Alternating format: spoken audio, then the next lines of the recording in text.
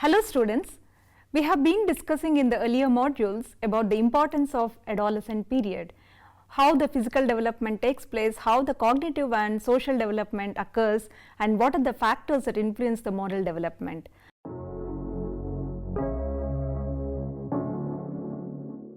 In today's concept, we try to understand how the personality development of the adolescent takes place. So today we will be discussing about the development of self-concept, self-esteem, and also the concept of sex role identity. Now what is this self-concept? The research says self-concept do occurs even in the childhood, but definitely there will be a change. We all know that adolescent is an important stage in a person's psychological development. What is this self-concept is about? Self-concept is accumulation of knowledge about our own self. When we say self, it is our own beliefs regarding our own personality traits, our physical characteristics, abilities, our values, our goals, and the different roles that we play. In adolescence, the self-concept becomes more abstract, complex, and it is hierarchically organized into cognitive mental representations or schemas which direct the processing of self-relevant information. This self-concept, that is, the way in which one perceives oneself, it can be divided into different categories. For example, personal self-concept, that is, the facts or one's own opinions about oneself. For example, I have brown eyes, or I am very attractive, I am beautiful. These are related to the personal appearance. Then we do have about social self-concept, how one's perceptions are based on how one is regarded by others. People think I have a great sense of humor. This is an example of social concept. And self-ideals, that is, what or how one would like to be. I want to be a lawyer, or I wish I were much thinner. So these are self-ideals. Self-concept or self-identity is the sum total of a being's knowledge and understanding of his or herself. The self-concept is different from self-consciousness. You know what is self-consciousness? It is an awareness of oneself. So here there are slight variations with all the concepts related to the self. If we understand the self-concept, we would also understand the difference between the other concepts related to the self. Now let us understand the components of the self-concept, which include physical, psychological, and social attributes. And all these components are influenced by our own attitudes, habits, beliefs, and ideas. These components and attributes cannot be condensed to the general concepts of self-image and the self-esteem. When self-concept refers to self-evaluation or self-perception, and it represents the sum of an individual's beliefs about his or her own attributes, it reflects how an adolescent individual evaluates himself or herself in different domains of their life in which the individual considers success is important. For example, an adolescent can have a positive self-concept in some domains and a negative self-concept in others. You think over in which areas you have a positive self-concept, like probably academics you feel you are a very good student, you are a bright student, but when it comes to sports, probably all of you may not be really interested in the sports. So this is one example. Self-concept refers to a student's perception of competence or adequacy in academic and non-academic matters. For example, social, behavioral, and athletic domains, and it is best represented by a profile of self-perceptions across the domains. Then what is self-esteem? It is student's overall evaluation of himself or herself, including feelings of general happiness and satisfaction. So here you can remember, self-concept is how you are viewing your own self, keeping in view how others are regarding you. Whereas self-esteem is irrespective of what others are evaluating, what is your own evaluation about your own total self. So this is the major difference. Now let us try to understand the development of the self-concept. How this self-concept develops. An adolescent's self-concept is very dynamic and the causality is also very complex. Understanding the various factors behind the development of self-concept, it is very significant and very complex matter. If any individual has a negative self-concept in our class, so let us see what those symptoms are or what those signs are. So these signs may indicate that adolescent may be possessing a negative self-concept. For example, doing poorly in school, that is very poor performance in the academics, having very few friends, they may not really interact with anyone, then putting down oneself and others, always they are very critical about themselves and also others, rejecting compliments. If someone is giving a compliment, they don't take it, they feel I don't deserve it or I don't think I am having this kind of a trait in me. Teasing others, this is another sign. Showing excessive amounts of anger, being excessively jealous, that is another important symptom of low self-concept. Appearing conceited or hesitating to try new things. They don't have the confidence to take any risk or to try the new aspects. Now, let us try to understand what the concept of self-esteem is about. This is in one way, in a simple way to define the evaluative component of self. All of us have the personality. We are describing the personality in terms of self. So, how your own evaluation is about your own self, that is called self-esteem. So, as already discussed, both are looking very interchangeable, but at the same time they are distinct concepts. How a child views his or her qualities and sense of self. On the other hand, self-esteem is an evaluative component and refers to the child's satisfaction with those qualities comprising his or her sense of self. As children develop, they not only grow to understand more and more about themselves and construct more intricate self-portraits, but also try to evaluate the qualities that they perceive themselves as having. This evaluative aspect of self is called self-esteem. For example, whether an adolescent child considers himself as a successful student or a poor student, a failure in the academics, that all depends upon his overall evaluation. Now, we have understood how the characteristics of children with high self-esteem would be. Then, how the children with low self-esteem appear?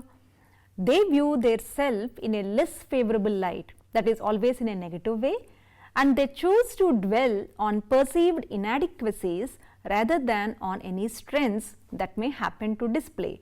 Though these children have positive qualities, they don't focus on that. They only worry about their limitations, their inadequacies, their negative points, and they focus more on that.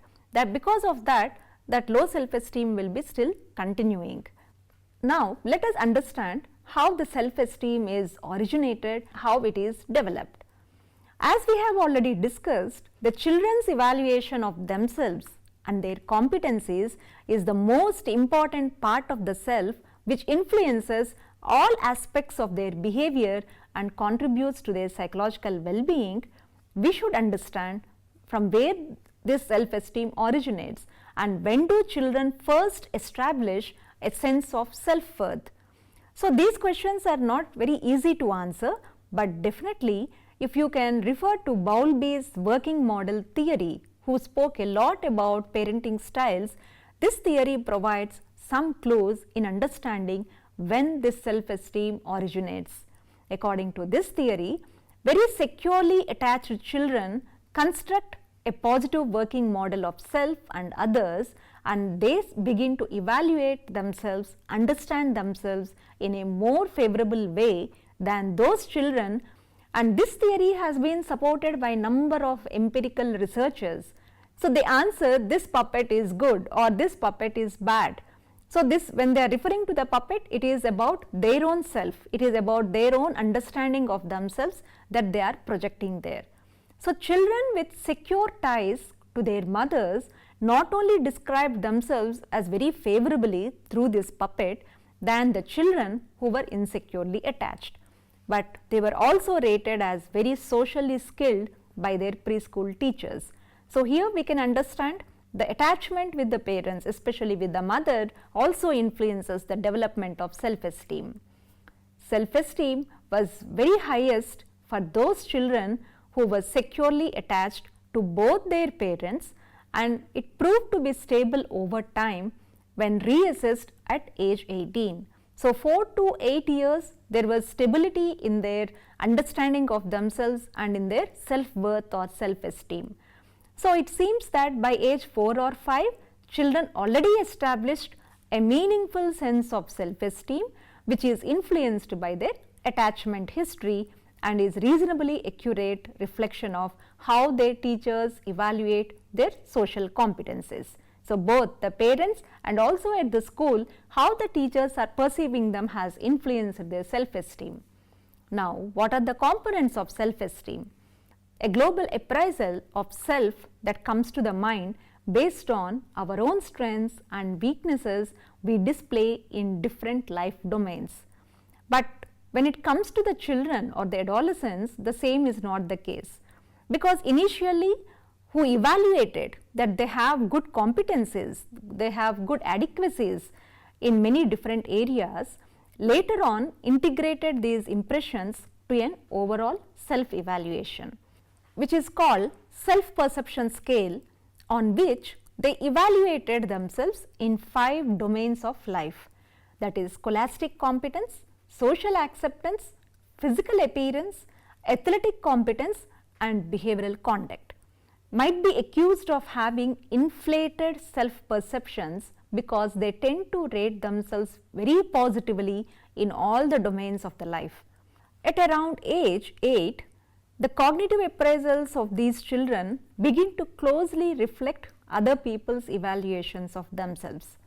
For example, ratings of social self-esteem are now confirmed by peers who have been asked to rate their classmates' social competencies, and children with high athletic self-esteem are more frequently team sports and are rated as very effective and good in physical competencies who feel physically inadequate. Harter also found that children differ in terms of the importance they assign to the various competency domains assessed by her scale.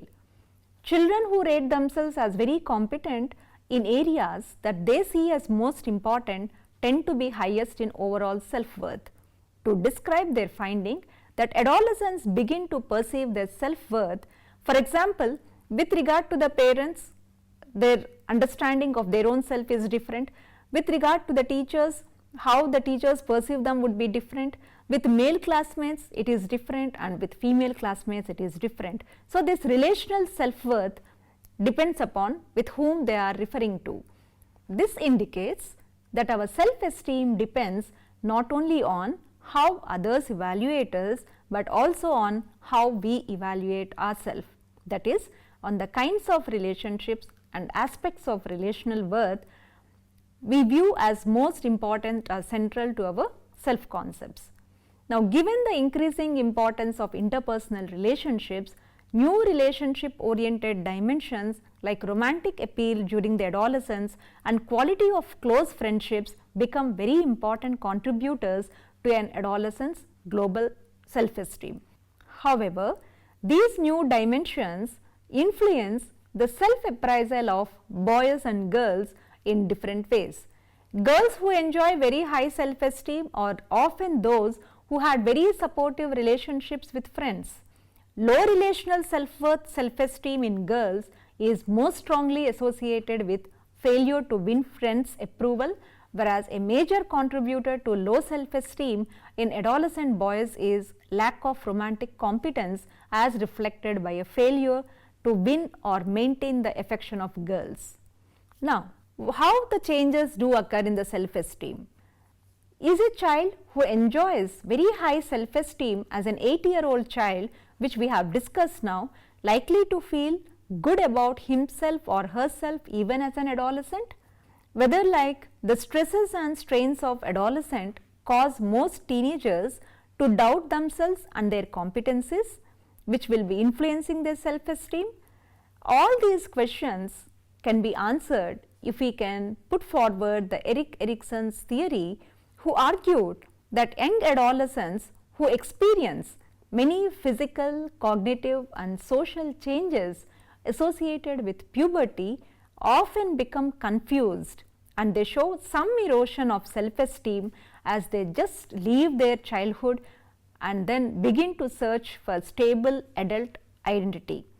This Erikson's argument has been proved to be accurate in many longitudinal studies that assess children and adolescents' perceptions of their competencies in different domains, especially academics, social acceptance, physical skills or sports and appearance, where they found that children's and adolescents' views of their own competence gradually decline across the elementary, middle and high school years, with particularly noticeable dips, that is, there is a fall for some domains like academics and sporting competence early in the adolescence.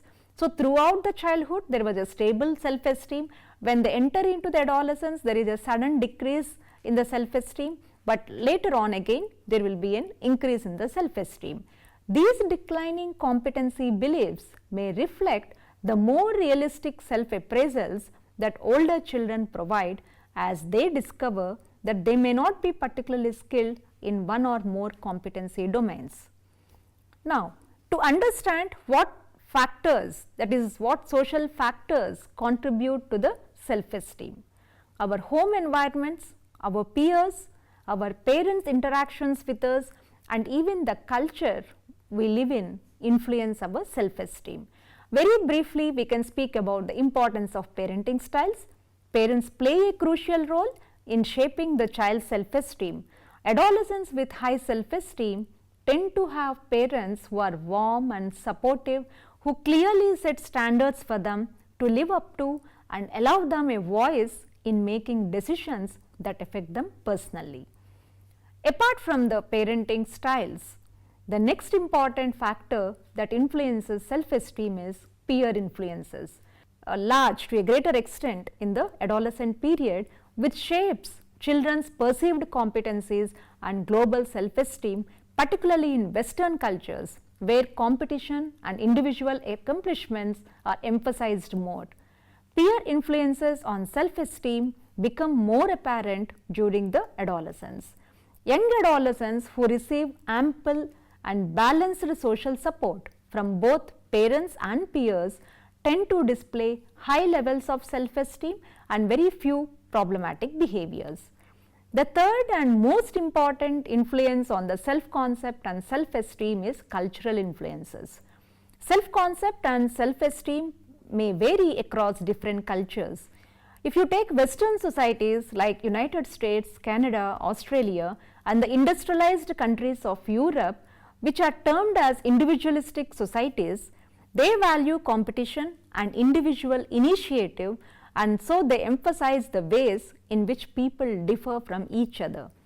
Which are considered as collectivist or communal societies, people are more cooperative and interdependent rather than competitive and independent. So, individuals' identities are closely related to the groups to which they belong, that is, what sort of families, what are the religious organizations they are associated with, and what are the communities to which they are related to, rather than to their own accomplishments and personal characteristics. So, we can say people in East Asian cultures, especially like China, Korea and Japan, tend to give more importance to self-effacement and view individuals who are preoccupied with personal concerns as somewhat abnormal and maladjusted. So, cross-cultural variations in the nature or content of people's self-concepts are very much clear in the response of older American and Japanese adolescents in a particular study to a question, "Who am I?" So, when this questionnaire has been given to them and asked them to rate themselves on a personal or individualistic attributes like I am honest, I am smart, and social relational attributes like I am a student, I am a good son, then participants were asked to place a check mark by giving the responses which they viewed as very self-descriptive and central to their self-concepts. So, the results indicated that American participants were more self-oriented, whereas the Japanese participants were more towards the collectivist orientation, which has been discussed in this graph. The majority of the American students' core self-descriptors, that is almost 59%, were showing towards personal or individualistic attributes, whereas the same attributes were shown only by 19% of the Japanese students.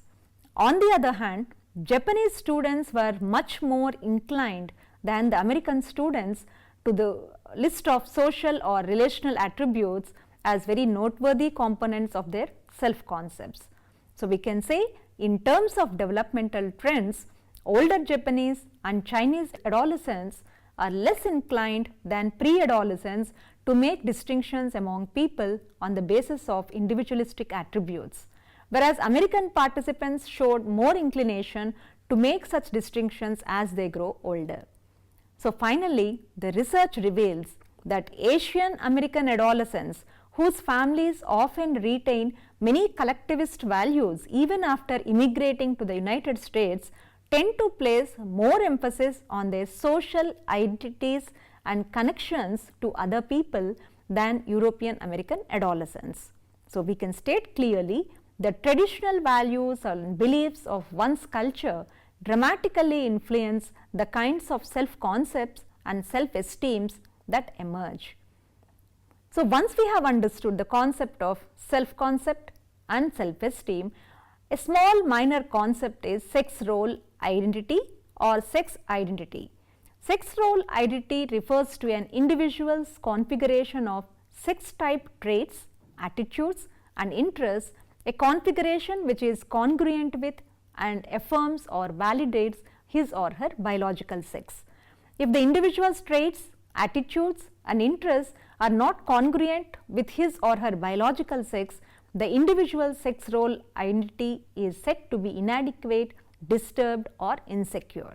The traditional conception of psychological masculinity, femininity as a single bipolar trait dimension is an important component of the construct of sex role identity. For individuals to become psychologically mature as members of their sex, they must acquire male or female sex role identity manifested by having the sex appropriate traits, attitudes and interests that psychologically validate or affirm their biological sex. Sex role behavior is different, which is leading to maladjustment and leading to the change of their biological sex. So, we have to understand in the current scenario the importance of sex role identity.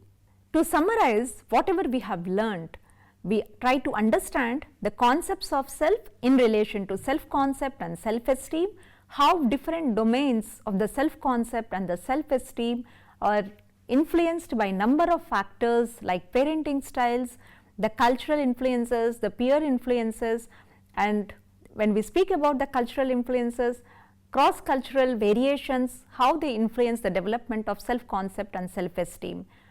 Similarly, the sex role identity also is a new concept which is important to understand because of the disturbing maladjustment that is occurring among the individuals when there is no congruence between the biological sex and their orientation towards their gender.